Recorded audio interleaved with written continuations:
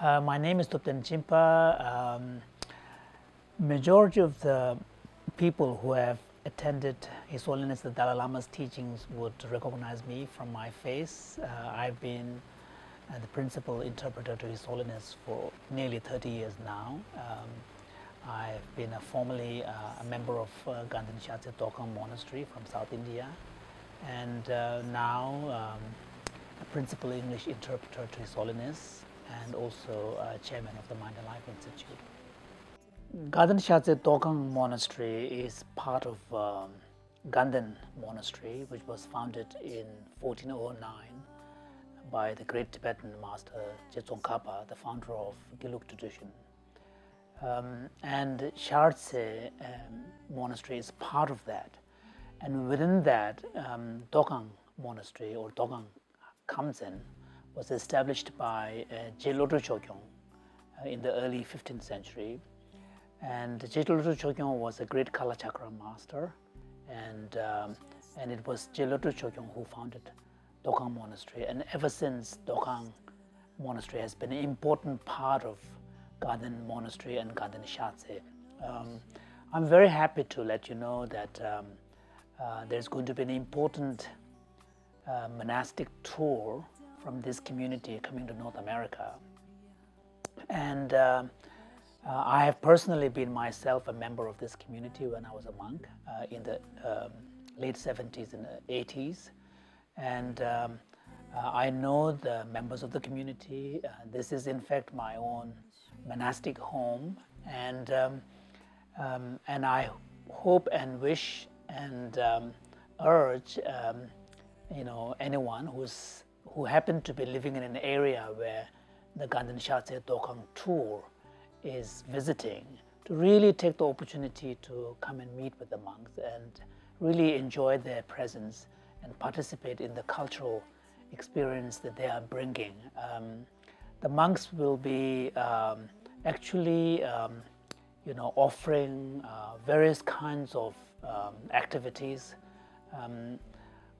one of which might be most meaningful for a kind of a general population and public is really attending one of their concerts of deep chanting. And the Tibetan deep chanting is quite well known thanks to the famous Gyuto monks chant, which were introduced to the West in the 60s. The Grateful Dead introduced them, and so they are quite well known. And Gandhin Tokang monks are actually very well known for their deep chanting.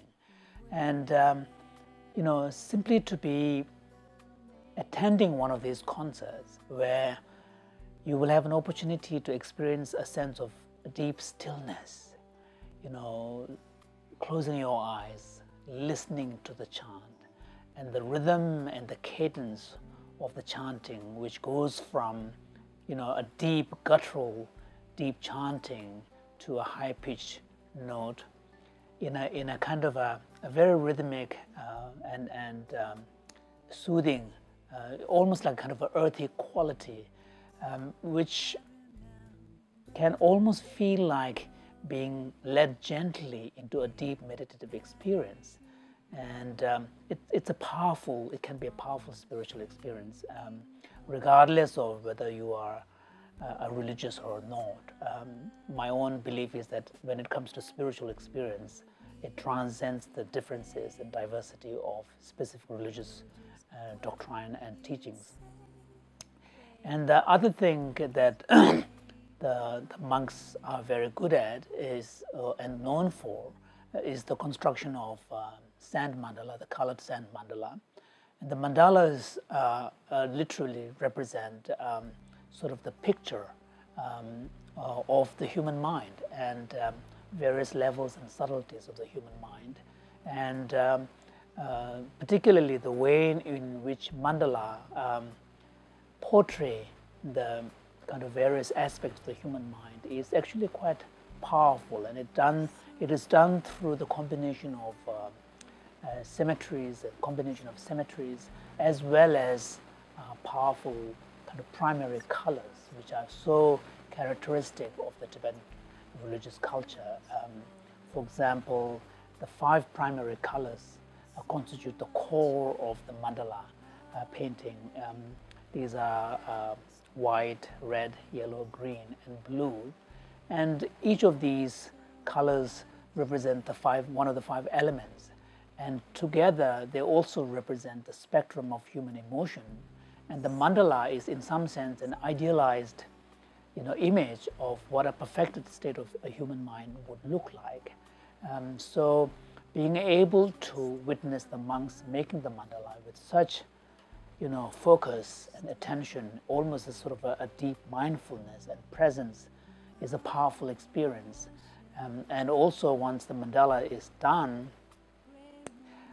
they undertake what is called the dismantling ceremony, which again is a powerful reminder of our fundamental impermanence nature. So those things can be really, quite an experience. And then one of the things that the monks can offer to the communities is purification and cleansing ceremonies. And these are, although rituals and ceremonies, but they do not really presuppose religious beliefs on the part of the participants. They are really, there's a various ceremonial procedure which, in some sense, predate the evolution of, specific religious traditions, but, touch upon very fundamental human urges and aspirations for perfection, cleanliness, and also an aspiration and yearning to be in union and be in harmony with the natural environment. So the Tibetan cleansing and purification, environmental cleansing ceremony really kind of conjures that idea of individual human beings as being part of the nature, and the ceremony is there to, in some sense, restore that rupture in the relationship between humans and the natural world. And these cleansing ceremonies can also be quite powerful. And one of the things that I would urge families to do is to actually invite the monks to your home and have various parts of the houses blessed, and to spend some time with these monks. I have been fortunate to have grown up in the traditional Tibetan monastic community, and now for over 25 years I've been living in the West. And I can tell you that life in modern contemporary society is quite complex, complicated, stressful. And for me, one of the things that really sustains me on a day-to-day basis is the ability to recall my fond memories of having lived as a monk and having been brought up as a monk in the Tibetan community.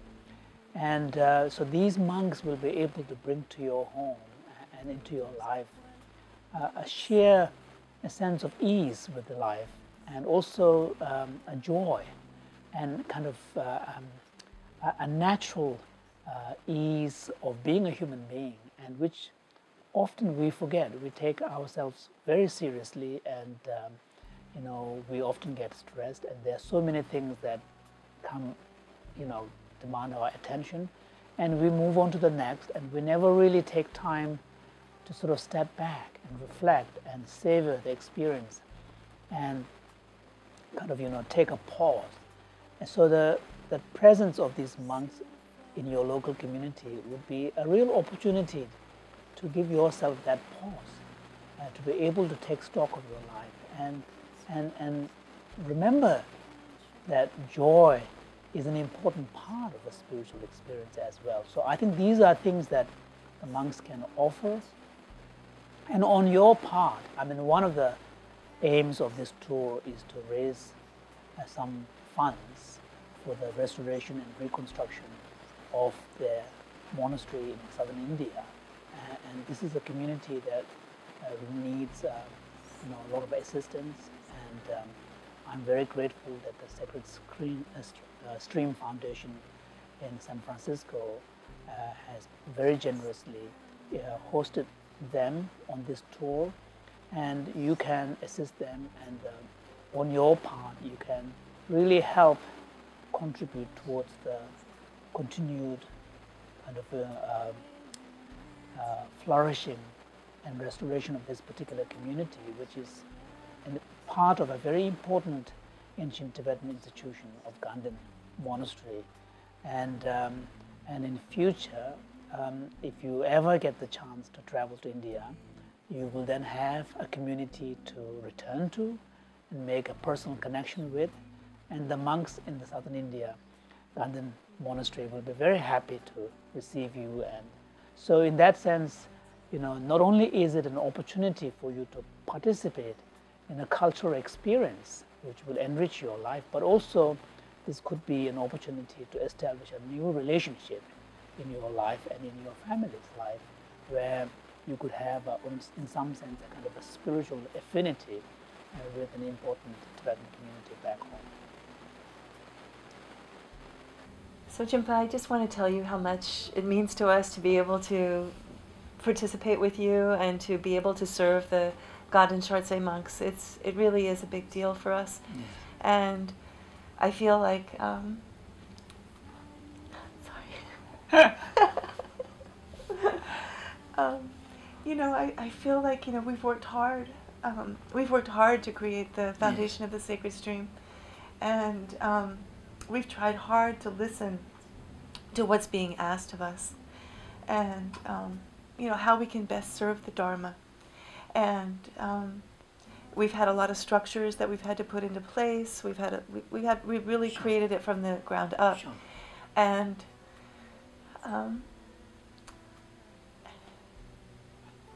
to be able to offer you what we've created is so wonderful. Thank you. It's I'm sorry, I'm crying. but it really is a big deal, to be able, to offer you something of value, it's because, as I told you, I have worshipped you from afar for many years, as a professional interpreter. When I first heard you interpret for His Holiness, I cried through the whole teaching because I understood what you were translating. Yes. You're not just translating the words, you translate the mind. Sure.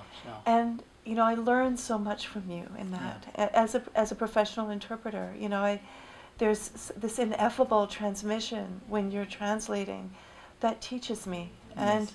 And I listen to you hours and hours. I listen to you all the time. That's very kind. And I just one more thing and I'll stop. But I think that the work that you're doing to preserve the Dharma and the bridge that you create between what was and what will be is so invaluable. And I feel that we're all so lucky that you're here on the planet doing what you're doing. And anything that we could do to help you would of course be our heart's desire. So, well, thank you very much. I mean, Isa, I really appreciate what you're doing for the Ganden Shartse Dogang community, because this is this is a community that is so important and historically part of Ganden, important Ganden monastery, and lately the community has gone through a very difficult time, and the community needs to be rebuilt, and the continued presence of this community in Ganden is very important, because without Ganden Shartse Dogang community, the important monastic institution of Ganden, which was Tsongkhapa's main monastery, in some sense would be kind of incomplete. And there is, the community is beginning to sort of assert itself, and we now have a very dedicated group of monks who are very eager and committed to really building it up so that it can take its place in this historically important Ganden community. So the Sacred Stream Foundation's really generosity in hosting them and inviting them to North America, in the US particularly, I think will make a big difference. And I know that the development of this community is also very important to His Holiness. His Holiness himself has personally donated quite a substantial amount, made a substantial contribution to the rebuilding of the prayer hall of this community. So the monks are coming on this tour really inspired and motivated by that amazingly generous gesture on the part of His Holiness, which for them, of course, the substantial contribution is important, but more important for them is the tremendous endorsement and the encouragement it represents coming from a revered leader, His Holiness the Dalai Lama. And the monks are really inspired and encouraged. So I think, on my part, I cannot do much. I live in Montreal and I'm an academic, but I've been able to. I feel grateful that I've had this opportunity to be able to assist the community, mainly because of your generosity in offering to really come out, and so I'm really grateful. I'm so glad. I'm so glad to help you. And one thing that I've thought of also, I just wanted to say that one of the things I think we're all trying to do is to keep the Dharma relevant Yes. to the modern time. Yes, yes. And not only to preserve it the way Sure. that you have been so instrumental in Sure. preserving it, but to try to create a relevance and a platform for it here in the West. Yes. Because it's so helpful to the condition in the West. Yes. And it's also really important for the monks of God in Shartse to stay in touch with Yes. what's happening in the Exactly. West. Yeah. Because it keeps them relevant. Sure. And Sure. it keeps the West informed. Exactly. Yeah. And I personally feel very strongly that we, if we can offer that bridge, Yes. I really want to do Yeah. that. Thank you. And I think it's important for the planet. I think true. it's important for everyone. Yeah. So, and I know that there's going to be marvelous things that come out of this that no one can imagine. Sure. That people's lives are going to be touched. Exactly. Yeah. And they're going to say, what happened? They're going to say, what is this marvelous Yes. thing? Because in the West, we really are poor Yes. in Yeah. terms of our connection with spirit. Yes. And we don't have, this ineffable connection It's true. with the larger It's true. web of goodness Yes. Yeah. that you were speaking to when you were saying that the monks were, joyful Yes. and simple, Yes. and they are connected to it in a Yeah. very real way, and it's fine to be connected to it in a monastery, and it's easier actually Yes, to be true. connected to it in a monastery, but to be able to bring it forward into Yeah. the world and to let other people experience it Yes. is so important. Yes. And I think when the monks realize how other people are relating to them, Yes. they're going to understand their own situation it's true. better. True. So I'm excited. I'm excited for the monks, and I'm excited for everyone who's going to be in contact with them. So thank you for. I think we can,